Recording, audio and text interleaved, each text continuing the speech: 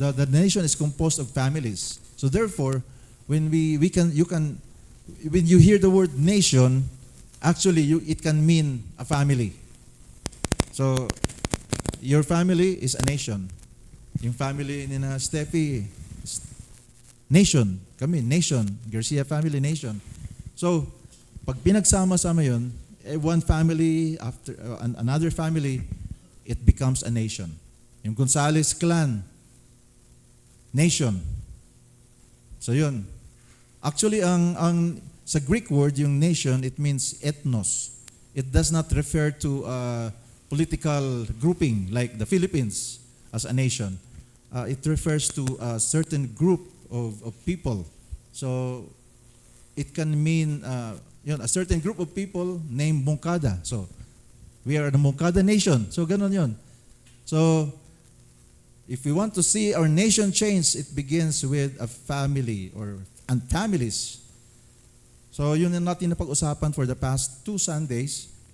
If we want to make sure that we will not lose this generation, then we have to be aware of the things that will cause the loss of the generation that we have right now. And because if we lost this generation, then the next generation will be lost as well. This morning we will be talking about the high cost of neglect. Yung mga mahilig sa mag-garden, ang mag-alaga ng halaman, it takes effort. Tama ba? It takes effort, it takes time. You have to visit and monitor, see to it that your plants are okay. Pero if you decide not to take care of your plants, i-neglect mo, ang magte-take over yung mga damo. Kaya kung gusto natin na mag-alaga ng damo, let us not do anything with our gardens. It can actually, we can use this as an analogy. If we will not do something in taking care of our families, of our nation, then magpapalaki tayo ng mga damo. Mga weeds na walang silbi, na sagabal. So, parang nakakatakot pero yes, nakakatakot talaga. So we are seeing these things. Ngayon, ang Pinoy, ang mga Pilipino, we have this parang stereotype na ugali na when we have new things in our house, ang tendency sa atin, gano'n tayo ka-excited. Pag nabukas ng box, pindot-pindot ka agad. Kayo ba yun? O nagbago na? Kasi dati gano'n ako eh. Pagka bukas ng box, pindot-pindot ka agad, gamitin ka agad. Paano ito gamitin? Excited ka agad kung ano pinagpipindot. And then, pag di na maintindihan, saka lang bubuksan yung manual. Tama ba yun? Sino ba ang ganun pa rin? Kaya, kung ikaw yun, magbago ka na. Pag isabi sa sarili mo, magbago ka na, 2026 na. I-consult mo yung manual. Ay, ako nagkukonsulta na ako ngayon. Kaya nga, nung nagkaroon ng isang equipment sa bahay, binuksan muna kasi para hindi na paulit-ulit na nagkakamali. Kasi that is what happened with Israel na yun ang pag-uusapan natin ngayong umaga. They did not consult the manual that God has given to them. So nagbara-bara sila. So yun, ang instructions ni God, hindi nila tiningnan. So that is exactly what happened to them. God has given them the manual for life, quote-unquote manual. God has given them His word. God has given them His law, His covenant. Ang law dito, ang aking many preachers, because of our relationship with God, yung instructions ni God, actually house rules yun, family rules. Kasi ayaw ni God na tayo nagkakalat bilang member ng family niya. So, God has given us the law, the covenant. Tapos, God has chosen Israel. Minahal niyang Israel. Bless niyang Israel. Pero, yung mga taga-Israel, dito sa passage natin, tumigil sila na makinig sa Panginoon. Binaliwala nila yung instructions ng Panginoon. Spiritually, they neglected their faith and it cost them everything. So as I was saying earlier, this seems to be a grave concern. And we have to be concerned, really. As we can see, I've shown this before when I shared to you the book of Judges. Ito yung cycle ng Israel. Na first, when they neglect God, they forget the commandments of the Lord, they would fall into sin. And then, when they fall into sin, nahiya na silang lumapit sa Panginoon, kaya naghahanap sila ng alternative na sasambahin. They begin to worship other things. Gagawa sila ng sarili nilang Diyos. And then, afterwards, because they have gotten far away from God, their disobedience would cause them to suffer. It's not God who, kasi kuminsan, ay pinalo ni Lord. Actually, it's because of the consequence of our disobedience to the Lord that we suffer the consequences. And so God would, in His sovereignty and wisdom, God would allow the people of Israel na makaranas ng suffering because God allowed them to be delivered to the enemies. So ito yung cycle ng ano. Kaya tayo rin ngayon, don't tell yourself, naku, papakapaluin ako ni Lord. Actually, you are making palo to yourself because of your disobedience to God, because you have decided to remove yourself from the presence of God. When we are not in the presence of God, yun ang tendency natin to experience suffering, pain, unnecessary losses because we get outside the family. Di ba? Sabi ko kanina, ang instructions ng Panginoon, family rules yon. Kasi God wants His family to be in order para hindi masaktan. So, yun, nasaktan na. Ang mangyayari, pag nasasaktan na yung mga anak ng Diyos, iiyak na ngayon. They would now cry out, God, nasaan ka, God? Nasaan ka, God? So, yun. Tama ba? Yun ang cycle ng mga Israelites. And in a way, we can see it also in the community we are in. So, ito. So, that's why our message today is to realize the cost of neglect. Because it's a painful cycle. Kaya nga, kung minsan wala tayong magawa, meron tayong mga kilala, mga kaibigan, paulit-ulit yung cycle, naiiyak na lang tayo, kung minsan naiinis tayo, alam na niya yung tama, bakit paulit-ulit? Alam na niya yung tama galing sa Panginoon, uulit na naman. Parang yung bansa natin, maraming magagaling, pero paulit-ulit yung cycle natin.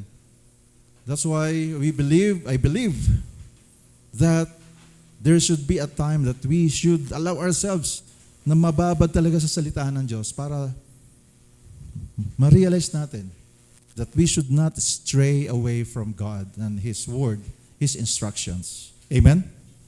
Amen. So, let's find out what price do we pay when we neglect God. So, actually, this is a description of what happened in the people of Israel. Ano ang kapalit ng kanilang neglect when they decided to neglect God and His Word? First is, they suffered enemy oppression. So, before we continue, let's read first in your handout, Judges chapter 6, verse 1 to 6. So, kanina pinaghanda ko kayo. Now, allow me to read from the Pinoy version. You can read your version right now, but allow me to read this version, ang Bible, Pinoy version. Alright. So, simulan ko, no? Gumawa ulit ng masama ang mga Israelites laban kay Lord. Kaya hinayaan ni Lord na masakop sila ng mga Midianites ng 7 years. Walang laban ang mga Israelites sa mga Midianites, kaya nagtatago sila sa mga kuweba at sa iba pang safe na lugar sa mga bundok. Tuwing magtatanim ang mga Israelites, nilulusob sila ng mga Midianites, Amalekites, at ng mga tribe na galing sa desert. Nagkakampo ang mga ito sa lupain ng mga Israelites at sinisira ang mga tanim hanggang sa palibot ng Gaza. Kinukuha pa nila lahat ng mga tupa, mga baka at mga donkey at wala silang tinitira para sa mga Israelites. Pag dumarating sila, para silang mga locusts na pagkarami-rami. Dala nila ang mga alaga nilang hayop, mga tent, at yung mga camel nila na di mabilang sa sobrang dami. Sinisira talaga nila ang lupain. Tapos sa verse 6, sobrang naghirap ang mga Israelites dahil sa mga Midianites. Kaya humingi sila ng tulong kay Lord. So ito na yung cycle.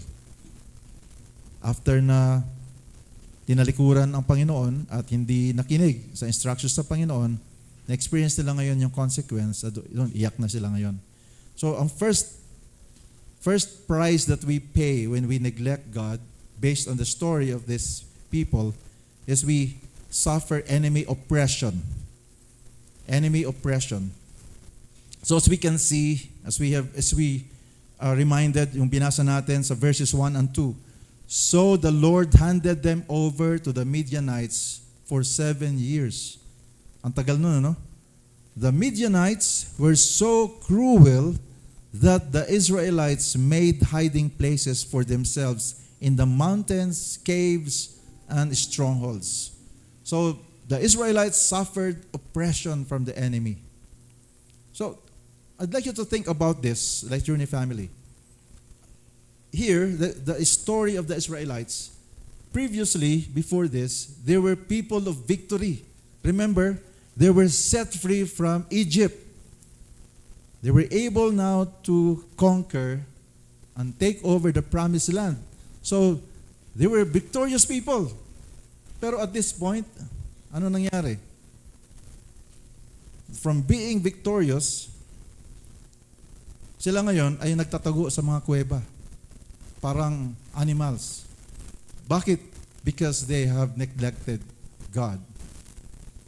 Hindi ibig sabihin na mas powerful ang Midianites. So take note of this, Life Journey family.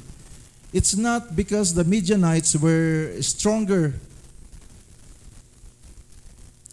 or malakas lang sila talaga na militarily.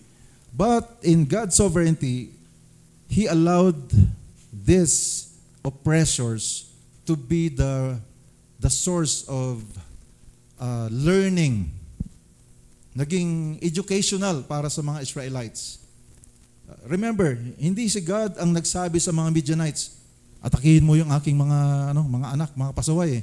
Meron ba ditong tatay na pag mapasaway yung anak, magtatawag ng kriminal, halika, atakihin mo yung anak ko kasi ayaw makinig sa akin. Meron bang ganon? Wala, no? Kung walang ganon na normal na tatay o nanay, galing yon, yung ugali na yon, galing yon sa Panginoon. Nobody among us would willingly allow our children, kahit na matigas ang ulo, na merong pupuntang parusa sa kanila. As much as possible, ayaw natin yon. But, dahil sa kalikutan o kaya pagiging pasaway ng mga anak natin, kuminsan, pag hayaan nating madapa. So doon nila ma-realize na, ay, kaya ako nadapa kasi ayaw ko makinig sa tatay at nanay ko eh. So, consequence ng kanilang pagiging matigas ang ulo. So, God allowed the Midianites to be a source of learning. Malakas ang mga kalaban nung panahon na yon. Parang naalala ko tuloy. Tayo ngayon dito sa So from victors to victims, ito ang nangyari sa mga Israelites. Tapos, di ko lang maiwasan na ma-connect sa nangyayari yung sa Pilipinas. Binubuli tayo. Binubuli tayo ng China. Sige nga, Dominic, nga. Lately, yung Chinese Coast Guard ay sinaktan na yung mga fishermen natin. Parang nakakainis na, no? Parang labanan na natin. So, parang binubuli-buli ang Pilipinas. Di ba? Kuminsan, binubuli ng sarili nating kababayan. Something to think about. Bakit kaya? Bakit kaya nabubuli ang Pilipinas? Ang mga Israelites noong time na yon, binubuli sila kasi tinalikuran nila ang kanilang greatest ally. Greatest champion nila, God. They decided to forget God. So yung kanilang pinaka-backer of all, the backer of all backers, wala sa tabi nila kasi iniwan nila si God. So the people of Israel, they were defenseless. So in a similar manner, similar things happen spiritually. When we neglect our relationship with God, we lose our strongest defender. It's not because God has forgotten us. It is us who has forgotten Him. We decided to do things our own way. Tapos, doon tayo magtataka, bakit? Bakit? So when we neglect our relationship with God, we lose our strongest defender, my friends. When we are not in the presence of God, when we stray so far away from the presence of God, we become easy prey, easy victim for fear, anxiety, worry, and temptation. Have you noticed when you decide not to talk to God in prayer, you decide not to make babad in the Word of God, what happens? Madaling matakot, di ba? Mas matatakotin tayo pag lumalayo tayo sa Panginoon Diyos. Anxiety, worry. I'm not trying to simplify yung mental issues sa panahon natin ngayon, no?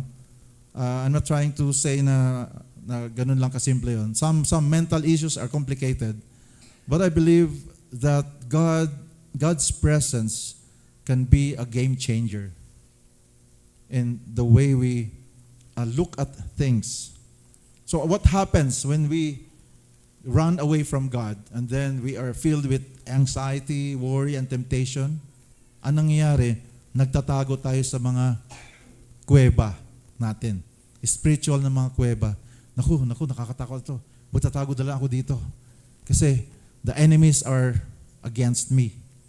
They are running towards me and I'm in danger. So, spiritual cave. Parang yung nangyari sa Midianites. Sa takot nila,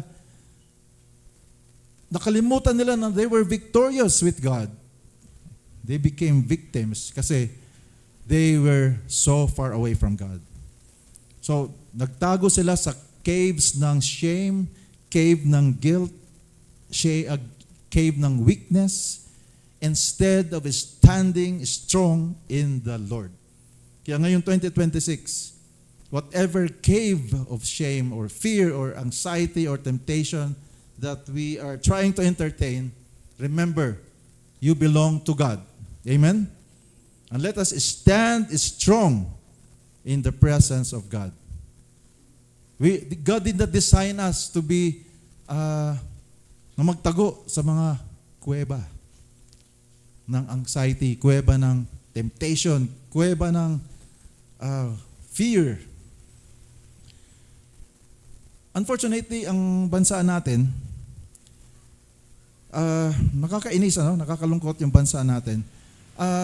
We cannot help it but think that evil in our country is becoming bolder.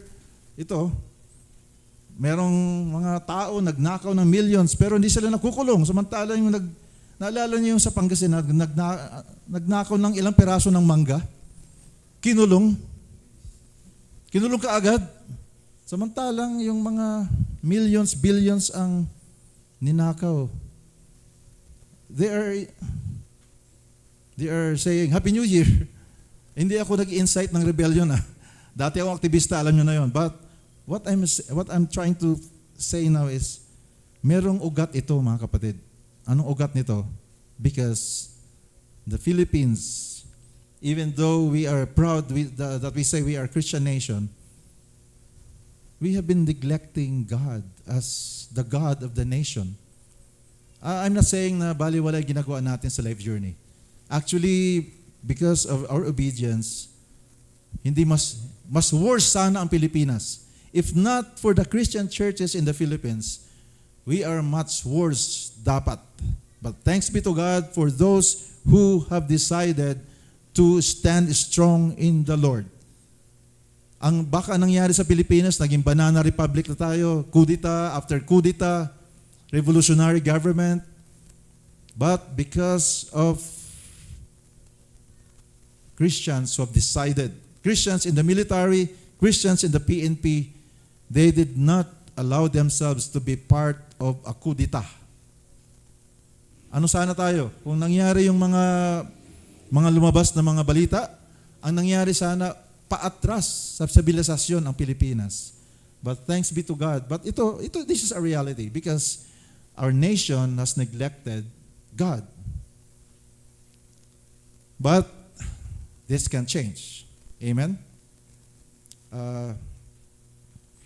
Ito nga, kasama sa nakakainis. Magbabayad ka na lang ng tax mo, pipila ka pa ng mahaba. Kumbaga, you are there helping, doing your patriotic duty as a Filipino, and then you have to lose your dignity. Uwi ka na lang sa bahay, pipila ka pa sa... Sorry, nakakainis talaga eh. I'm thankful meron kami sasakyan, pero pag dumadaan sa haba ng pila sa jeep, ito ba ang Pilipinas? Hindi ito entitlement na sinasabi ko ha. Yun nga, naranasan ko. Sa BIR, pupunta ka, pipila ka. Sa mga government agencies, pipila ka doon. But you are there doing your duty as a Filipino. And then, why? Because as a Filipino, as a country, we have neglected God. Again, sinabi ko na kanina, thanks be to God for believers of the Lord Jesus Christ. Mas malala sana ang Pilipinas, pero buti na lang. Pero, hindi tayo papayag na ganun na lang. Kaya mga kapatid, we should not allow ourselves to neglect God. Ito, katanungan lang to, real talk ito. How sometimes do you feel oppressed in life? Do you feel that you're under attack spiritually sometimes, or emotionally, or mentally? Probably stress, fear, or constant discouragement is pressing down on you. This can be a sign that we are letting our guard down. Again, I'm not oversimplifying mental issues in life, but this is worth thinking about. But punta tayo sa good news. The good news is God is still the only true protector. So there's only one thing we should do. Go back to God. So as a Filipino nation, balik tayo lang sa Panginoong Diyos. Balik lang. Tutuhanin natin yung ating pinagmamalaki na tayo ay isang Christian nation. Balik tayo sa presensya ng Panginoon Diyos. Ano pa ba yung nangyari sa Israelites? Second na nangyari, what price did they pay because of the neglect? They experienced economic depression. So, may effect pala sa economy ang paglayo sa Panginoon Diyos. In verses 3 to 5 in chapter 6 of the book of Judges, the Midianites, yung kalaban, destroying crops as far away as Gaza. They left the Israelites with nothing to eat, taking all the sheep, goats, cattle, and donkeys. In verse 5, these enemy hordes coming with their livestock and tents were as thick as locusts. Balang, sa Pilipinas, sa Tagalog, balang. They arrived on droves of camels, too numerous to count, and they stayed until the land was stripped bare. I'd like to go back again dito sa Pinoy Bible version in verse 5. Sobrang sinira talaga nila ang lupain. Sobrang naghirap ang mga Israelites dahil sa mga Midianites, kaya doon lang muna ako sa sinira talaga nila ang lupain. So, dinakaw nila ang pagkain, ang mga alaga nila, yung livelihood, ibig sabihin. Imagine, naghirap na magtanim yung mga Israelites. Ilang buwan silang naghirap, nagtanim, inalagaan, tapos mag-harvest na lang, inagaw pa ng kalaban. Kaya nawalan sila. Yan ang buhay pag kinalimutan ng Panginoon Diyos. Pwedeng trabaho ng trabaho, pero kung wala ang Panginoon Diyos, para bang ninanakaw lang yung harvest natin. Meron kang na-save, ay, ito to, gagamitin ko to para sa pamilya. Tapos biglang may bill na lumabas na hindi mo inaasahan. May babayaran ka pa, meron biglang merong kailangan bayaran na hindi mo inaasahan. Nag-aaral ka, pero parang hindi ka maka-breakthrough sa academic pursuit. Why? Because blessing comes only when God is first. Remember? So Israel had once conquered the land with God's help, but now the land seemed to be the one conquering them. So their neglect of God led to economic ruin. So, question, how about us? Do we feel like no matter how hard we work, it's never enough? We are always tired, we are always broke, always stuck. Parang familiar ito. Parang galing na ako dito. Maybe the issue is not your effort. Maybe the issue is our priorities. Sabi nga ni Jesus, di ba? Seek first the kingdom of God and His righteousness. And, can you continue the continuation? Can you continue? Sige, ulitin ko. Seek first the kingdom of God and His righteousness, and so all these things shall be added unto you. So, ibig sabihin, the best investment for our future is not just savings or success. I'm not saying na huwag mag-save, or huwag magtrabaho ng mabuti. But, ulitin ko, the best investment for your future is not just savings or becoming excellent in what you do, but it is walking faithfully with God. Hindi ito pananakot kundi this is a reminder for us so that our effort will not go to waste. Amen? Kasi sayang naman, trabaho ka ng trabaho tapos biglang butas ba ang wallet ko? That's why we are being reminded our priorities. Yes, be excellent in what you're doing in the campus, in your career. Just make sure that God is with you. Amen? Amen? The next cost that we pay when we neglect God is we suffer emotional depression, desperation rather. In verse 6, ito yung summation ng kwento ng mga Israelites sa version na to. Sobrang naghirap ang mga Israelites dahil sa mga Midianites, kaya humingi sila ng tulong kay Lord. So sobrang naghirap. In the New Living Translation na nasa handout ninyo, so Israel was reduced to starvation by the Midianites. In the King James Version, they were greatly impoverished.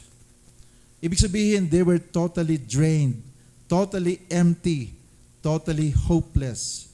Ibig sabihin sa Tagalog, wala na talaga. They have nowhere to go, no one to turn to. And then finally, in their desperation, they cry out to the Lord.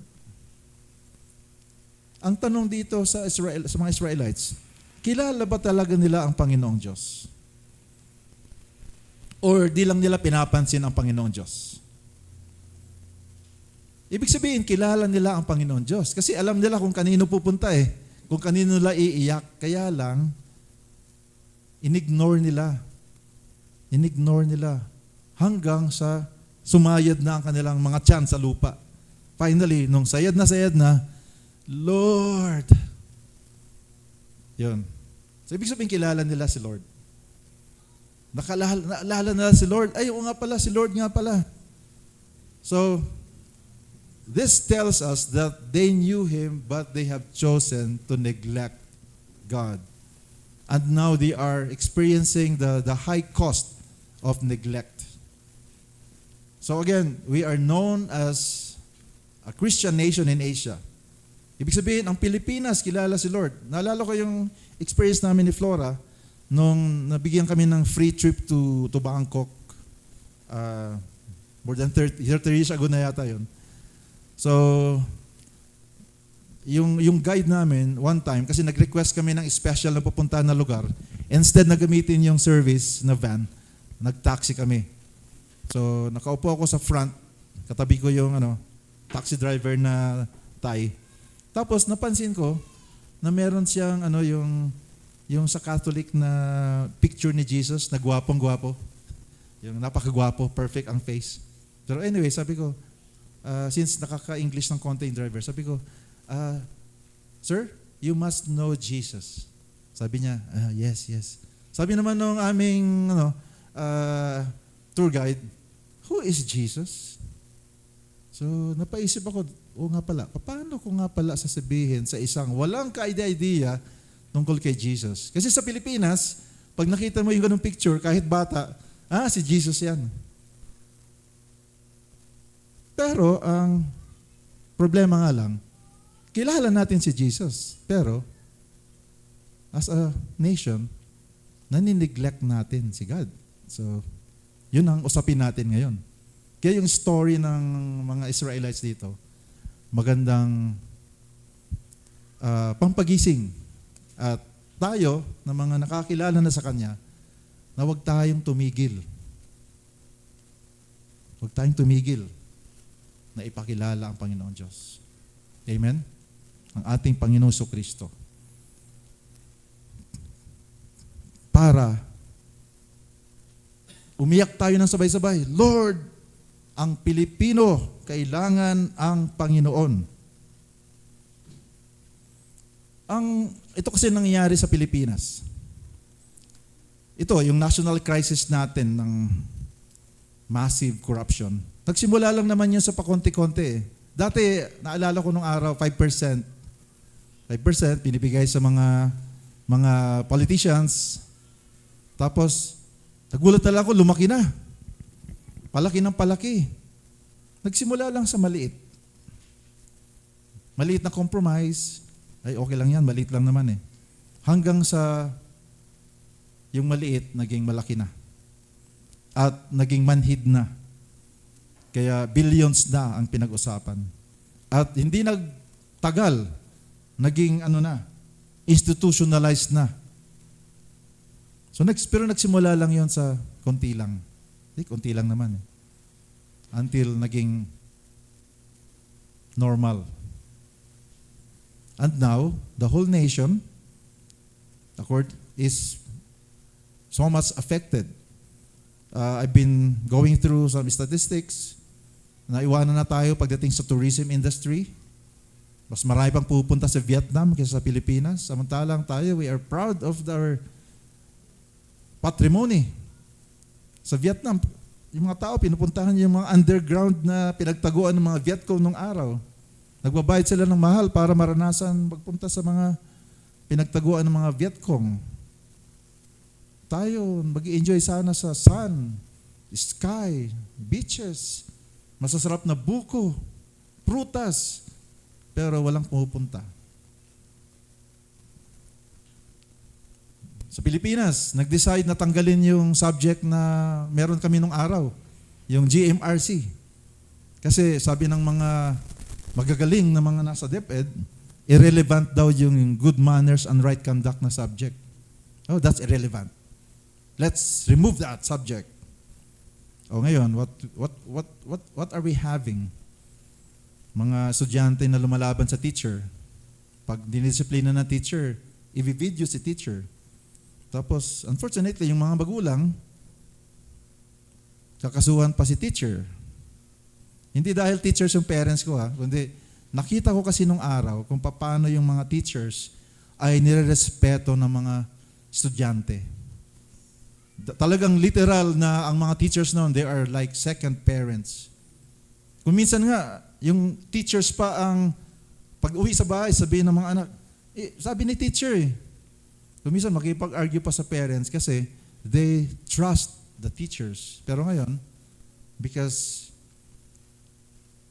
they have decided to remove morality and eventually the Bible ay offensive daw, kaya huwag pag-usapan sa mga classroom. Irrelevant. So now we are reaping the consequences. But again, this should not continue because the cost of neglect is this things that we have been talking about. And this is what we are being confronted with. So, what happens when we neglect God? We are left with emptiness inside. So, pag empty tayo, ano ang papalit natin? Anong pinapalit ng mga Pilipino pag empty na yung puso? Bisyo. Laro. Laro na, lahat na ng laro, online, mag-scatter. Kaya buti na lang yung mga naka-journey natin na mga estudyante sa UC. Nung nagkaroon kami ng nation building na project, yung isang grupo, sabi nila, we have to let all the students know the danger of scatter. Yung online game. Huwag na kayo magpaturo kung paano mag-game. Basta merong mga online gambling sa internet. That actually, last year, one student in La Trinidad committed suicide because he spent the money that was entrusted to him, the pang tuition. Tinaya niya, talo. Di niya alam kung paano sumagot sa parents. Kung paano sabihin kung ano nangyari. Because of emptiness, we try to fill our hearts with pleasure, popularity, maraming like, maraming followers, pleasure. Nothing wrong with going to places.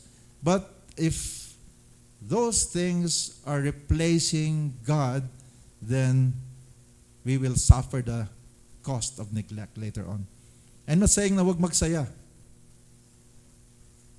Kaya yung kanta natin, magsaya at magdiwang. Kasi dumating na si Kristo. Kasi may Kristo. Kaya kaso kung nagdidiwang, walang Kristo, ayun ang nangyayari. So this is the sobering truth, Life Journey family. In God's wisdom and sovereignty, He does not always shield us from the consequences of neglect. God would allow this emptiness that we are feeling not to destroy us, but to drive us back to Him. So, again, it is not God who would send those painful experiences, but He would allow every now and then the consequences of our neglect. Parang yung mga Israelites, they decided to cry out to God in desperation. Naalala nila sa Lord. So, ibig sabihin si Lord, mahal na mahal niya tayo. Kaya gagamitin niya ang lahat para lang maalala natin siya. So, ito, our pain becomes an invitation to cry out for His mercy. So, ang tanong ngayon sa mga Pilipino, ang feeling ba ng mga Pilipino ay parang sayad na ang mga tiyan sa ground? Wala na ba ang kahinatnan? Hopeless na ba? Kaya ito ang good news. Pakisabi sa katabi mo, good news. Ikaw ang magdadala ng good news sa kanila. Tayo magdadala ng good news. Hindi pa katapusan ng Pilipinas. Amen? Kaya yung ating mga kaopisina, mga classmates, mga kapitbahay, mga kamag-anak, ang feeling nila hopeless na ang Pilipinas. Baka hinihintay lang na sabihin mo, hindi pa hopeless. May pag-asa pa ang Pilipinas. Tala, iyak tayo sa Panginoon. Let's cry out to God together. And God is listening. So the story of Israel and the enemy Midian is a mirror for us. Spiritual neglect always brings personal pain and national collapse. Kaya nga natuwa ko sa sinabi ni Brother Jonathan na bilang isang leader doon sa kanilang cooperative. Sabi niya, ngayong year na to, kailangan hayagan na ipaalam sa aking mga kasama na kailangan natin ang Panginoong Diyos. Kasi kung hindi, magkakalat lang itong ating asosasyon. So, kaya nga, pag sabi ulit sa katabi mo, good news, nandiyan ka. Sabihin mo sa sarili mo rin, good news, nandito ako para gamitin ni Lord ngayong 2026. Feeling oppressed ba yung ating mga kakilala, mga kapitbahay? Then, you are God's representative. Feeling drained na ba sila? May pag-asa. Nandyan ka. I hope na wala sa atin dito neglecting God. Kasi if ever, some of us might be tempted to neglect God, the good news is, huwag na natin hintayin na we become greatly impoverished. Amen? Ngayon pa lang, Lord, sige, 2026 na, itutuloy ko ang ating paglalakad araw-araw, Panginoon. Amen? Remember, the price of neglecting God is high. So, tingnan natin, ito. This is the high cost of neglect. Number 1, enemy oppression. We lose our divine protection because we have run away from God. So, takot na takot tayo araw-araw. Naku, Lunes na naman. Papasok na naman ako, makikita ko na naman siya.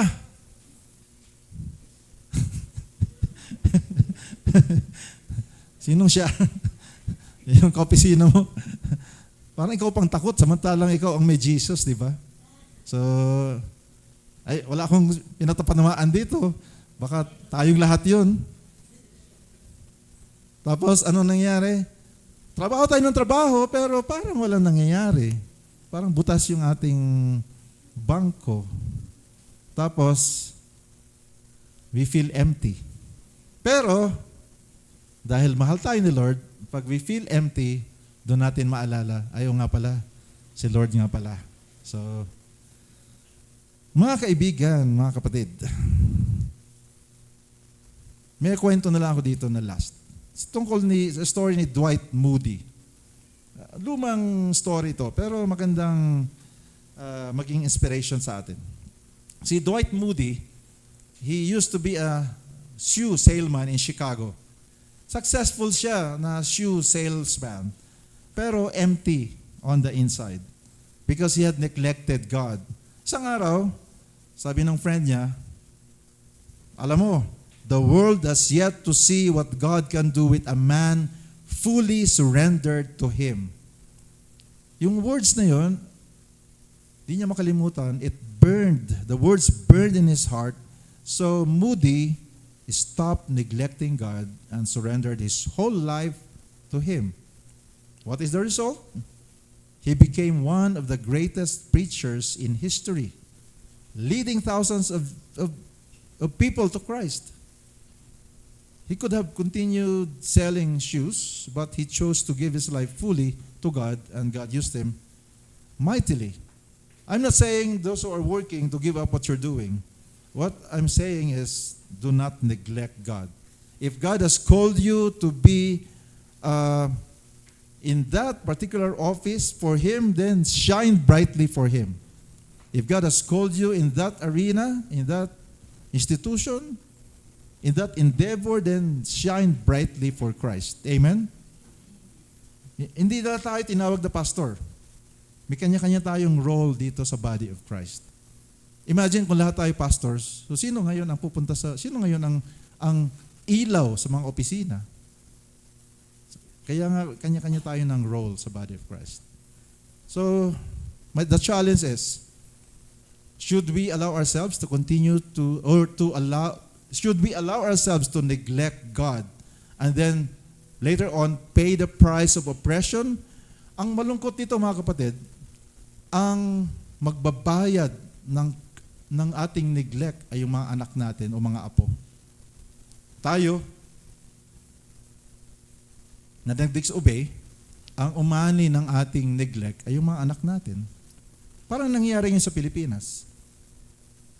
Or, ito ang good news, should we trust God, really trust God, that we surrender fully to Him today?